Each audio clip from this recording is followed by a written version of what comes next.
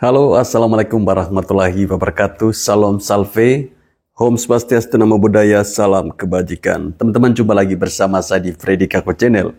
Video saya kali ini tentunya saya akan membahas terkait dengan sidang Sakatatal pada tanggal 31 Juli kemarin. Ya, sangat seru kalau teman-teman menyaksikan di media televisi ya.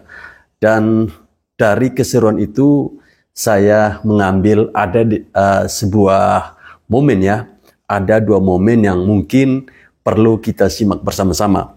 Di mana momen pertama ada Bapak Reza Indragiri ya, di mana secara mengejutkan di hadapan hakim dia menyampaikan permintaan maaf kepada Ibtu Rudiana.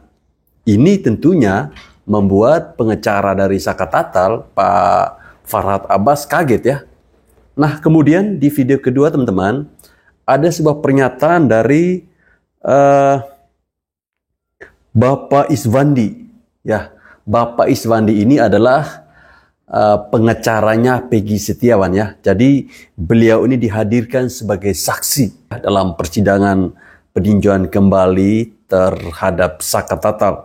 Sebuah pernyataan yang menurut saya sangat tegas, belak-belakan tanpa neko-neko, dan bahkan secara mengejutkan Bapak Iswandi ini mengatakan bahwa kalau kami di TNI cara menangkap orang itu tidak seperti itu. Artinya dari pernyataan Pak Iswandi ini secara tidak langsung beliau merendahkan harkat dan martabat kepolisian. Dia mungkin ingin memberitahukan kepada para polisi-polisi yang bekerja sebagai penyidik, begini loh cara kami di sana bekerja, dan seharusnya kalian bekerja seperti ini biar tidak terjadi polemik ya, biar tidak membias kemana-mana isu-isu terkait dengan kasus Vina Cirebon. Nah teman-teman, tanpa perlu panjang lebar kita berbicara, mari kita bersama-sama menyimak, mendengar pernyataan dari Bapak Iswandi berikut ini. Selamat menyaksikan. Bapak Marwan Iswandi ya? Marwan Iswandi, SHMH, lahir di mana? 20 Maret 1972. Laki-laki Indonesia, tempat tinggal di Jalan Raya Serpong. Jalan Raya Serpong Priang, nomor 22, RT 010 RW 008, Kelurahan Pondok Jagung, Kecamatan Serpong Utara, Kota Tangerang Selatan. Benar ya? Agama? Islam. Pekerjaan dulu tadi, sekarang pengacara. Kenal dengan pemohon? Sekarang kenal. Ada hubungan keluarga? Gimana Bu? Hubungan keluarga?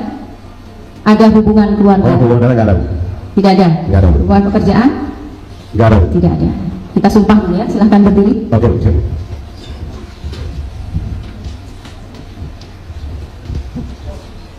Ikuti lafaz sumpahnya. Bismillahirrahmanirrahim. Bismillahirrahmanirrahim. Demi Allah saya bersumpah. Demi Allah saya bersumpah. Sebagai saksi dalam perkara ini. Sebagai saksi dalam perkara ini. Akan memberikan. Keterangan yang benar. Keterangan yang benar. Tidak lain. Tidak lain. Daripada yang sebenarnya. Daripada yang sebenarnya. Silahkan duduk. Terima kasih Bu. Jadi saudara adalah saksi fakta ya yang terakhir. Siap. Sebenarnya kami mau memeriksanya besok. Tapi ternyata dari kuasa pemohon mengatakan bahwa saudara tidak bisa untuk dilakukan pemeriksaan besok ya. Siap. Jadi kita lakukan pemeriksaan hari ini dengan konsekuensi kita batasi untuk pertanyaannya ya. Dari kuasa pemohon 3 pertanyaan, dari termohon juga 3 pertanyaan ya. Silakan dari kuasa pemohon. Baik, yang kami hormati Bang Marwan, terima kasih dari kemarin telah menunggu dan baru bagian hari ini. Tapi beliau ini telah mantan TNI, Mantan auditor militer. auditor militer. Ya. Kami menyaksikan persidangan Peggy Setiawan di Bandung, dan Anda berhasil memperjuangkan dan peradilan dikabulkan, kemudian bebas. Untuk mempersingkat waktu, saudara saksi adalah seorang pengacara yang profesional. Kami hanya minta penjelasan apa dampak kebebasan Peggy terhadap kasus ini dan bagaimana saudara saksi menilai kasus yang kita ajukan PK karena adalah orang-orang yang ditangkap salah tangkap dan kasus kecelakaan yang dialihkan ke pembunuhan dan pemerkosaan. Silakan. Saya nggak banyak lebar bicara. Kebetulan saya background tentara tuh nggak banyak bicara. Yang penting-penting jelas saja. Dari kasusnya Peggy Setiawan, yang klien kami yang salah tangkap, dari putusan pengadilan dari awal, kebetulan saya mantan auditor militer, saya lihat perkara ini perkara yang tidak profesional sekali. Sebaiknya dari 7 orang yang terpidana yang itu dibebaskan semuanya. Makanya saya menghimbau kepada para pengacara yang terpidana itu ajukan PK. Tidak ada jalan lain mengajukan PK karena ini telah berkekuatan hukum total. Agar semuanya itu dibebaskan. Karena apa saya bilang? Mulai dari Peggy Setiawan, kita kelihatan yang tarik yang klien kami. Peggy Setiawan jelas namanya Peggy Setiawan, alamatnya di Tambun. Sementara Peggy Perum alamatnya di Mudu. Loh, kok dijadikan tersangka klien kami? Identitasnya berbeda, alamatnya berbeda, umurnya berbeda. Enggak tanggung-tanggung, pasalnya pasal 340. Ini negara apa? Negara hukum seperti ini. Ya begitu juga kita tarik ke belakang terhadap 7 orang yang lain itu. Saya melihat 7 orang itu awalnya kematian. Saya itu prihatin terhadap keluarga korban itu, keluarganya Eki, keluarganya Penny. Saya keberatan atas meninggalnya kedua korban itu. Akan tetapi walaupun ada korban jiwa, tidak boleh sewenang-wenang menangkap orang, mencari orang, harus profesional. Saya lihat di dalam perkara ini cara penangkapannya, karena saya mantan auditor militer, kami nggak seperti itu loh, menangkap orang, menghukum orang. Ini saya lihat, kalau memang profesional penyidiknya saat itu, katanya korban itu kan dinaikkan di atas motor, diapit, ada nggak darahnya di baju para pelaku ini? Dan pelaku ini yang ke-7 orang ini, ke-8 orang ini saya lihat membaca putusan pengadilan. Dari putusan pengadilan itu mengatakan ada hanya yang memukul. Sementara kematian si Eki itu karena salah satunya adalah pukulan di rahang. Sementara pelaku 8 orang itu tidak ada yang melakukan pemukulan di rahang. Yang melakukan pemukulan rahang itu adalah si Dani, yang katanya sekarang fiktif. Loh, bagaimana perkara ini? Makanya saya berharap banget di dalam putusan PK ini ke-8 orang yang dibebaskan. Boleh tanya apa lagi? Ya bukan, saya saya tantangin, mau dari pihak penasihat hukum, mau dari jaksa, saya tantangin. Saya juga mantan jaksa militer. Ya, dia dulu mantan TNI AD. Saya juga mantan TNI AD sama-sama. TNI ya? TNI AD. Oke. Jadi dapat saudara katakan bahwa mereka ini terpidana digiring untuk mengaku, dan karena akibat penyiksaan dan intimidasi sehingga mereka terpaksa, orang-orang kecil ini yang merupakan kuli dan orang tidak memiliki motor dituduh sebagai geng motor oleh Rudiana, seperti itu. Menurut pendapat saya, proses hukum dari awal sudah salah. Dari proses hukum salah dan memponisnya juga salah. Makanya saya bilang, saya berharap kepada kuasa hukumnya lakukan PK itu. Bagaimana saya bilang? Saya sangat prihatin sekali. Saya sangat prihatin dalam perkara ini. Loh, saya bilang penyebab kematian itu jelas-jelas. Yang lucunya ini dua orang pelaku itu, si Andi dan si Dani, itu perannya jelas loh. Saya membaca putusan. Dia memperkosa, dan awalnya pengejaran itu kalau menurut putusan pengadilan dari si Andi loh. Waktu itu minum di warungnya Ibu Nining. Tapi si Andi katakan fiktif, perkara fiktif. Tetapi mau hukum orang benaran. Ini kasihan saya. Apa pertimbangan hakim di Pengadilan Negeri Bandung ketika membebaskan klien saudara pada perkara peradilan? Gimana? Pertimbangan hakim sehingga Peggy harus dibebaskan. Peggy dibebaskan? Peggy dibebaskan. Peradilan. Ya karena salah tangkap. Salah satunya. Ya. Dari penetapan tersangka atau penyitaan lainnya? Digugurkan. Semuanya digugurkan. Mungkin cukup dari kami. Mungkin.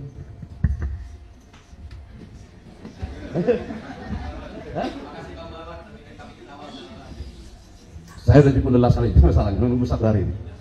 Dari termohon silahkan. Ayo termohon, kita sama-sama mantan auditor, mantan jaksa. Mungkin singkat saja. Ya. Berarti Bapak adalah penasihat hukum dari Peggy yang perkaranya 2024 kemarin ya? Ya betul. Iya. Dan Bapak tidak pernah menjadi pengacara pada saat kasus terpidana Saka Tatal maupun 8 orang lainnya ya? Betul. Betul. Setuju saya. Kalau begitu ya mungkin kami cukup yang mulia. Terima kasih. Ya. Ya, cepat, nggak usah lama-lama, bebaskan 8 orang itu. Dari ini kayak orang nonton bola jadinya ya. Ya. Jadi dari kuasa pemohon sudah, dari termohon juga sudah. Ya. Terima kasih untuk saksi. Baik, terima kasih Yang Mulia. Yang mulia.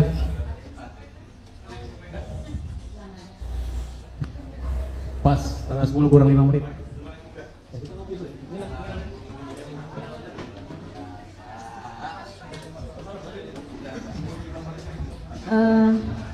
Siapa? Pemohon, Saka Tatal ya. Tadi sudah dengarkan keterangan dari saksi ya, bagaimana keterangannya? Benar, terima kasih ya. Jadi besok kita sidang kembali di jam 10 ya, dengan agenda ahli, satu orang ahli atas nama Profesor Muzakir. ya, Profesor Muzakir.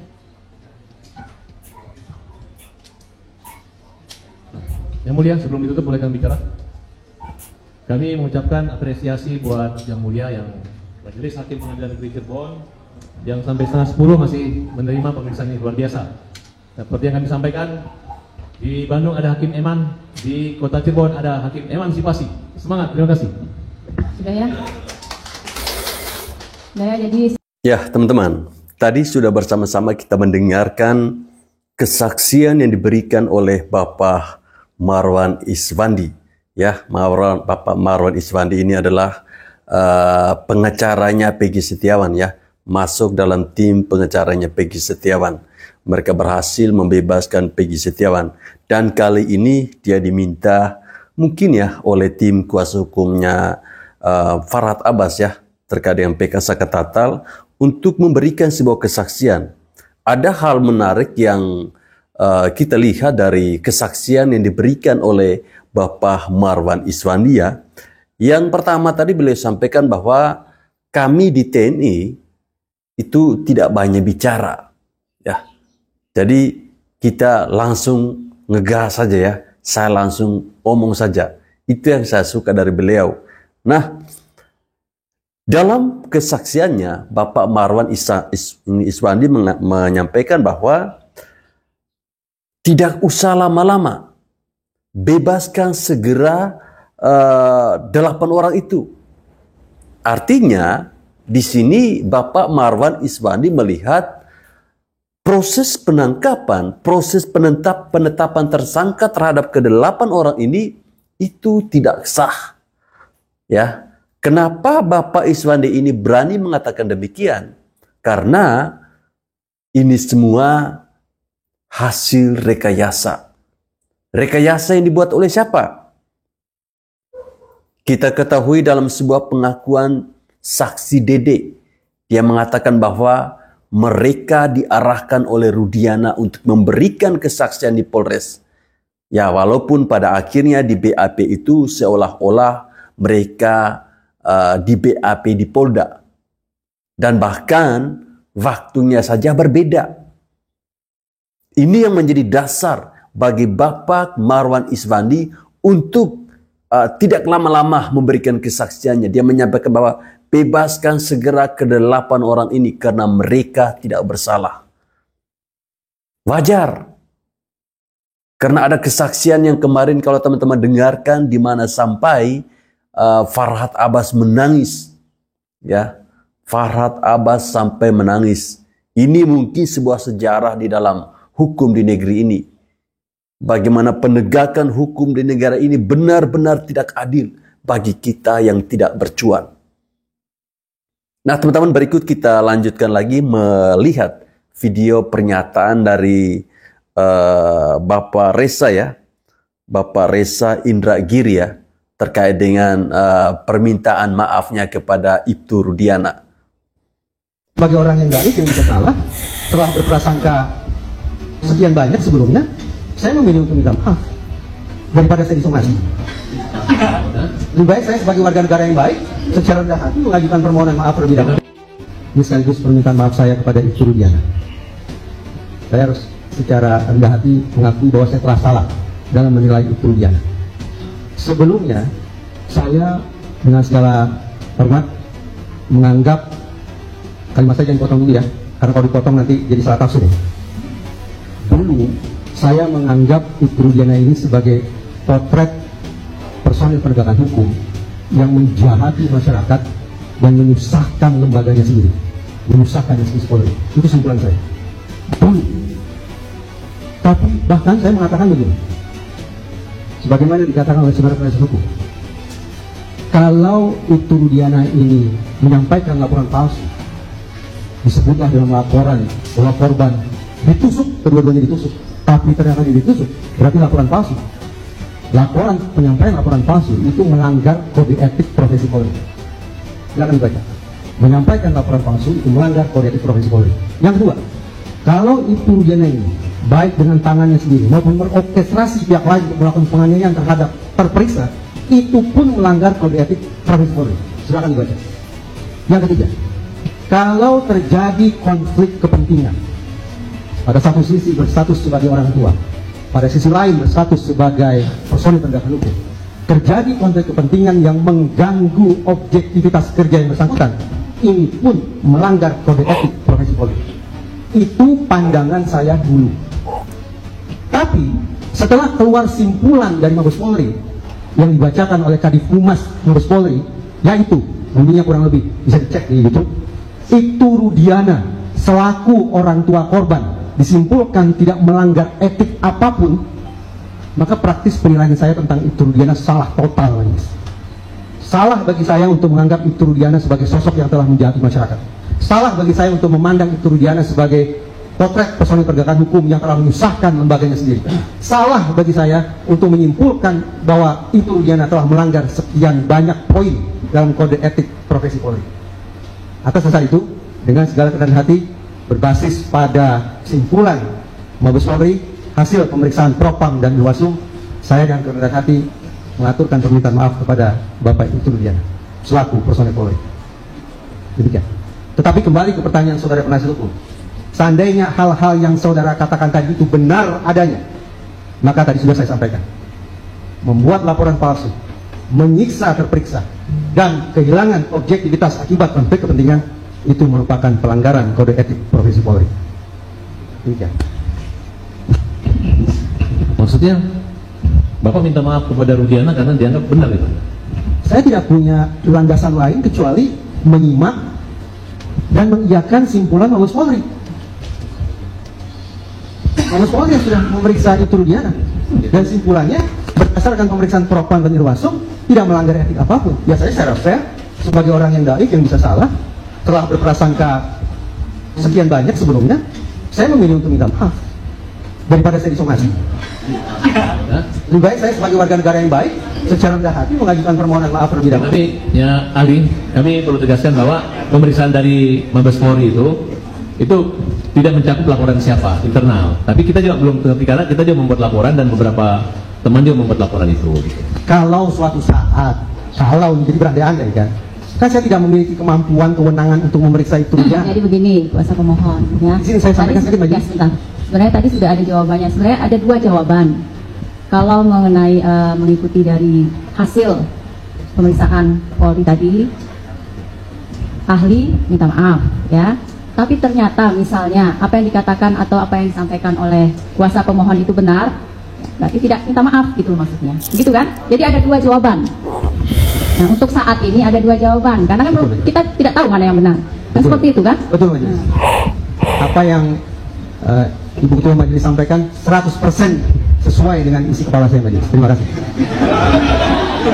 Saudara ahli, tapi kan hasil investigasi yang saudara ahli lakukan, gitu kan. Kemudian Saya tidak menginvestigasi siapa. ya, ini hasil wawancara, kemudian dari beberapa tampil di acara media di News TV maupun TV One ya, News terutama yang sedang hari itu kan, bahwa jelas-jelas sudah mempertegas bahwa pemeriksaan ini bukan mengejar keterangan, mengejar pengakuan gitu, pengakuan tersangka gitu. Nah, dan yang saya pertanyakan tadi adalah konflik of interest si Rudiana gitu. Sehingga polisi atasan pimpinan juga bingung gitu, karena ketika contoh nih pra peradilan mereka membela, pada kenyataannya memang tidak ada bukti yang bisa membuat hakim mengabulkan atau menolak pada peradilan itu sehingga bebas.